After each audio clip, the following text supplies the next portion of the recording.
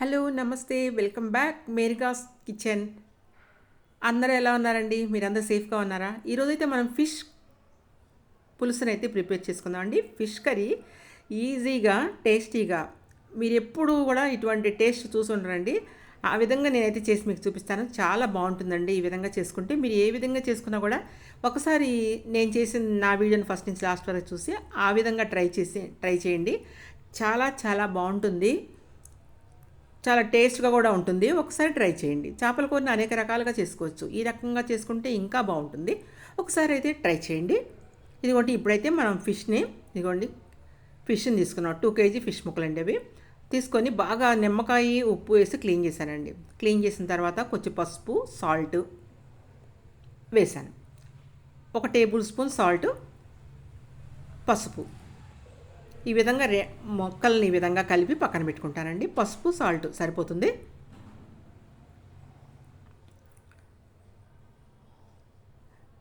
మనం అనేక రకాలైన చేపల పులుసులు చేసుకున్నామండి, కానీ ఇది డిఫరెంట్, చాలా టేస్ట్గా ఉంటుంది. ఒకసారి అయితే ట్రై చేయండి. ఇదిగోండి ఇప్పుడైతే మనం చేప ముక్కలను అయితే కలుపుకొని పక్కన పెట్టుకున్నాం కదా. అల్లం వెల్లుల్లి పేస్ట్ కావాల్సింది, ధనియాల పొడి, జీలకర్ర పొడి, ఇదిగోండి ఇది గసగసాలు. నేనైతే 1 స్పూన్ గసగసాలు నానబెట్టి పక్కన పెట్టుకున్నానండి. అలాగే గసగసాలతో పాటు 1 స్పూన్ నువ్వులు కూడా నేను నానబెడుతున్నాను. ఇప్పుడు చూడండి ఈ 2 నానబెట్టి పాలులాగా మామూలుగా మిక్సీ చేసుకొని ఈ ఈ మిక్సర్ని మనం చేపల కూరలో అయితే యాడ్ చేసుకుందామండి. చాలా టేస్ట్గా ఉంటుంది. డిఫరెంట్ స్టైల్లో ఉంటుంది. చాలా రుచి ఎక్కువ అవుతుంది అనమాట. ఇదిగోండి ఇప్పుడు కారం కారం ఒక 4 టేబుల్ స్పూన్స్ అండి. అది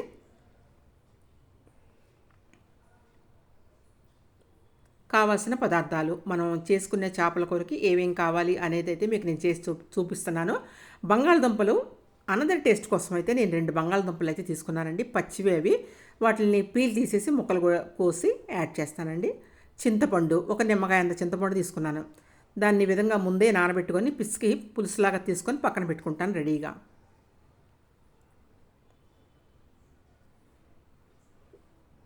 అట్లా పిసికేసేసి రెడీగా పక్కన పెట్టుకోండి. చాలా టేస్ట్గా ఉంటుందండి ఈ కర్రీ. మీరైతే ట్రస్ట్ మీ, నమ్మండి, చాలా బాగుంటుంది. అసలు చేపల కూర అంటే ఇలాగే ఉండాలి, మళ్ళీ మళ్ళీ చేసుకొని తినాలి అనే విధంగా అయితే నేను చూపిస్తాను. తప్పకుండా నా వీడియోని ఫస్ట్ నుంచి లాస్ట్ వరకు అయితే చూడి ట్రై చేసి ఏ విధంగా వచ్చింది అనేది నాకు కమెంట్ చేసి చెప్పండి. ఇగోండి 2 ఉల్లిపాయలని నేను పేస్ట్ చేసుకుంటానండి. టమాటోని మాత్రం ముక్కలు కోస్తాను. 1 టమాటో, 2 ఉల్లిపాయలు. ఈ 2 ఉల్లిపాయలని అయితే నేను పేస్ట్ చేసుకుంటాను. ఇప్పుడైతే మనం స్టార్ట్ చేసుకుందాం. కావాల్సిన పదార్థాలు అయితే మీకు నేను చూపించేస్తాను. చేపల కూర ఏమేమి అవసరమో. ఇప్పుడైతే ఒక పాన్ తీసుకొని దాంట్లో 5 టేబుల్ స్పూన్ వరకు కూడా ఆయిల్ వేసానండి.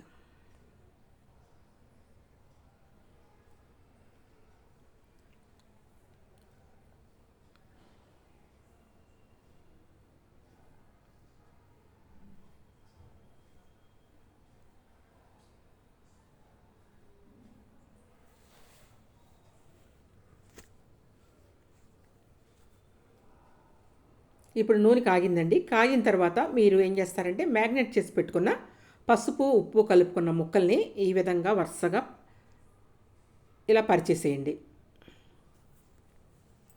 కళాయిలో. కొంచెం సాల్ట్ కూడా వేసుకుందామండి. సాల్ట్ వేసుకుంటే మీకు ముక్క అడుగు అంటదండి, లేకపోతే అంటుకుపోతూ ఉంటుంది కదా మీకు. మనం ఆయిల్లో అయితే కొంచెం సాల్ట్ వేసుకుందాం. నేను ఆయిల్ వేయటం మర్చిపోయానండి, దానివల్ల తర్వాత వేసాను. మీరు ఆయిల్ హీట్ అవుతున్నప్పుడే కొంచెం అయితే సాల్ట్ వేసుకున్నట్లయితే మీకు ముక్క గిన్నెకి పట్టుకోదండి. ఇట్లా మనం ముక్కలన్నింటినీ ఇలాగ పరిచేద్దామండి. పరిచేసి మనం వేయించుదాం ముక్కల్ని. ఇలా ఎందుకు వేస్తున్నారు అంటే మనకి ముక్క మనం పులుసులో వేసినా కూడా పీస్ పీస్ అవ్వకుండా గట్టి రాయిలాగా అయితే ఉంటుందండి ముక్క. మంచి టేస్ట్గా ఉంటుంది. గట్టి రాయిక మళ్ళీ ఉంటుందన్నమాట ముక్క. మీకు తునగదనమాట. కొబ్బరి ముక్కలాగా అయితే ఉంటుందన్నమాట. కొబ్బరి ముక్కలు తింటున్నామా అన్నట్లుగా అంత గట్టిగా ఉంటాయన్నమాట ముక్కలు. ఇప్పుడైతే నేను వేయించానండి. ఇదిగోండి వేగినవి కూడా ఇవి. ఇప్పుడు వేగిన వాటిని నేను ఒక్కొక్క దాన్ని కూడా ఒక గిన్నెలోకి తీసేసుకుంటానండి. అదిగోండి ఆ విధంగా అలా వచ్చేస్తాయి, కొబ్బరి ముక్కల్లాగా వచ్చేస్తాయి అన్నమాట. నేను తలకాయ కూడా వేయించానండి. తలకాయ కూడా పులుసులో వేస్తున్నాను కాబట్టి. ఇట్లా మొత్తాన్ని కూడా మీరు వేగిన ముక్కల్ని తీసేసుకొని పక్కన పెట్టుకోండి. మీరు ఇదే ఆయిల్ని చేపల కూరలో ఉపయోగించవచ్చండి. ఇంకా మీరు ఆయిల్ ఎక్స్ట్రా ఆయిల్ అస్సలు వేయొద్దు. మళ్ళీ ఎక్కువ వేశారంటే మాత్రం మీకు ఆయిల్ ఎక్కువైపోతుంది. అదే ఆయిల్ అండి నేను తీసాను. దాంట్లో నుంచి తీసి ఇప్పుడు దీంట్లో యాడ్ చేశాను. వేరే పాన్ పెట్టుకున్నాను నేను ఇప్పుడు. మనం ముక్కలు వేయించుకున్న ఆయిల్ మాత్రమేనండి తీసి. మనం సరిపోయినా మనకు సరిపోయినా వేగినా వేగకపోయినా ఆ ఆయిల్ సరిపోతుంది. ఇదిగోండి ఇప్పుడైతే మనం చేసి పెట్టుకున్న ఉల్లిపాయ పేస్టు 2 ఉల్లిపాయలు పేస్ట్ చేసి పెట్టుకున్నాను. ఆ ఉల్లిపాయ పేస్ట్ని కూడా వేసి వేయించుదాం. భలే రుచిగా ఉంటుందండి ఈ కర్రీ. మీరు మాత్రం మర్చిపోకుండా ఒకసారి అయితే చేసుకోండి. ఏం చేస్తాంలే ఈ కర్రీ అని అనుకోవద్దు, నన్నైతే నమ్మండి. కరివేపాకు వేసుకోండి.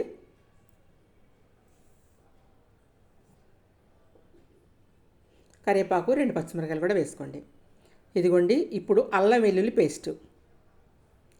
అల్లం వెల్లుల్లి పేస్టు 1 స్పూన్ వరకు వేసా. అల్లం వెల్లుల్లి పేస్టు పచ్చి వాసన పోయే వరకు కూడా వేయించండి. ఇప్పుడు ధనియాల పౌడర్ 1 స్పూను, చిన్న స్పూనేనండి, పెద్ద టేబుల్ స్పూన్ అయితే కాదు. స్పూన్కి టేబుల్ స్పూన్కి చాలా తేడా ఉంటుంది. నేనైతే స్పూనే వేస్తున్నాను. జీలకర్ర పొడి కూడా 1 స్పూను. ఇట్లా రెండింటిని వేసి, మీరు ఆయిల్ లేదు కళాయిలు అని భయపడొద్దండి. మనకు ముక్కల్లో చాలా ఆయిల్ వస్తుంది, సరిపోతుంది కర్రీకి. ఇప్పుడైతే ఒక బంగాళదుంపని మనం తీసుకున్నాం కదా, దాన్ని పీల్ తీసి ముక్కలు తీసి ఇలా వేసుకున్నాము. వాటిని కూడా వేయించుకోండి.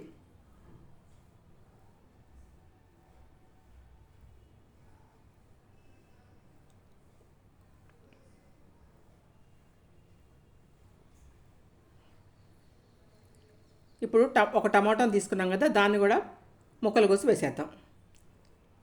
మీకు టమాటా వేసినప్పుడు తడి వస్తుందండి, అడుగంటుకోదు. మీరు నూనె లేదు మనకి వేగట్లేదని మాత్రం అస్సలు ఫీల్ అవుద్దండి. మీకు ముక్కల్లో చాలా నూనె పీల్చుకొని ఉంటుంది. మీరు వేయంగానే అది పులుసులో నుంచి పైకి తేలుతుంది. ఇదిగోండి ఇప్పుడైతే ఇలా వేయించుకోండి. టమాటాను కూడా వేపండి. మనం ఇప్పుడు ఆల్మోస్ట్ ఆల్ ధనియాలు జీలకర్ర పొడి అన్నీ వేసేసామండి.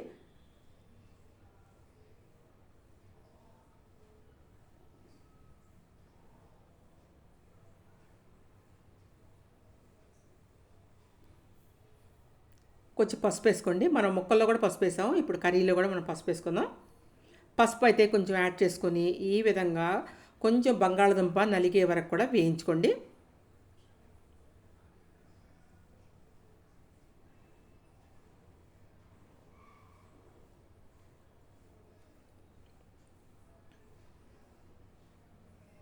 ఇట్లా వేపుతూ ఉండండి. మనకు బంగాళదుంపలు అయితే కొంచెం మెత్తబడినట్టున్నాయండి.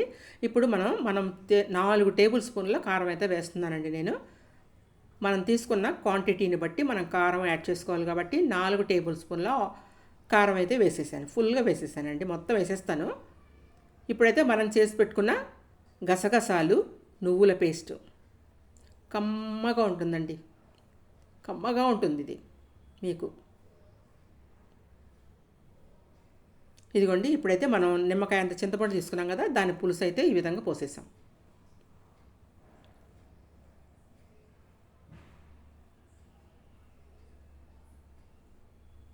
ఇప్పుడు మీకు ఎంత పులుసు కావాలి అనే దాన్ని బట్టి మీరు పులుసు పోసుకోండి. పులుసు ఇంకొంచెం పోసుకోవాలండి. ఇప్పుడు మనకు మిగిలిన కారం కూడా మనం వేసేస్తున్నాము. ఫుల్గా 4 టేబుల్ స్పూన్లు వేసేస్తాం.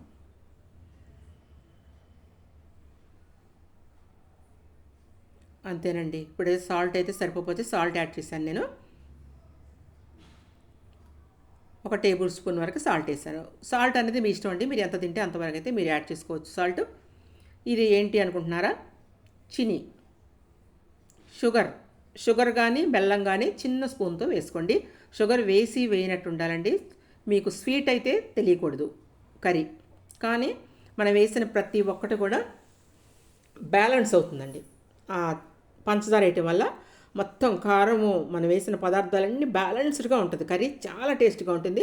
ఒక్కసారి చిన్న స్పూన్ కాదండి, స్పూన్లో సగం షుగర్ వేసి చూడండి, వేసి వేయనట్టు. ఇప్పుడైతే మనం షుగర్ వేసి మరిగిన తర్వాత మనం వేపు పెట్టుకున్న ముక్కలు ఉన్నాయి కదండి, ఫిష్ ముక్కలు, అవి యాడ్ చేసేసుకోండి. చూసారు కదా పులుసు మనకు అలా ఉంది.